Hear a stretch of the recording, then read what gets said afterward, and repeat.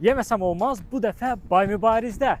Xırdalanda olanlar bu videoya sona qədər baxın. Çünki bu məkandakı yeməkləri mütləq dadmalısınız. Əyləşib sifarişlərimizi verdik. Burada gözləmə ərəfəsində ikram olaraq çay da verilir. Nəhayət yeməklərimiz gəldi. Bax, bu saxsı qabdakı qazan kababı nə edəsəniz deyər. Dumanı üstündə, əti dəki pambıq kimi. Təngəl vurduğuna dağılır. Ətin sulluğunu və qovurma dadını hər tikədə alırsan. Dedik, Sezar salatı ilə xəfif dadlara keçməyə başlayaq. İlk dadımda Sezar sosu öz sözünü deyir. Toyuq əti yumşaq, salatı bol, sosla da möhtəşəm bir şeydir. Bu zərif xırxır badımcanla birgə ciddi söhbətlərə başlayırıq. Çölü xırt-xırt, içi yumşaq, salatla da ayrı bir ləzzəti var. Nəzrin yeməyə köri soslu toyuq demişdi. Fürsətdən istifadə dadına baxdım. Ümumiyyətlə bu məkanda bütün yeməklər nehrə yağı ilə bişirilir. Nə yediksə həm ləzzətini, həmçində keyfiyyətini hiss elədik. Bax bu yerdə ləhcə dəyişir. İsti yumurtalı Naxçıvan qovurması, öz quyruq yağında qovrulan ətin o aroması, özünə məxsus dadı damaqda qalır. Qovurmanı şiddətlə tövsiyə edirəm. Gedənlərin tərif etdiyi məkanın ən çox sevilən ləzzətlərindən lahmacun dürümü də yoxladıq.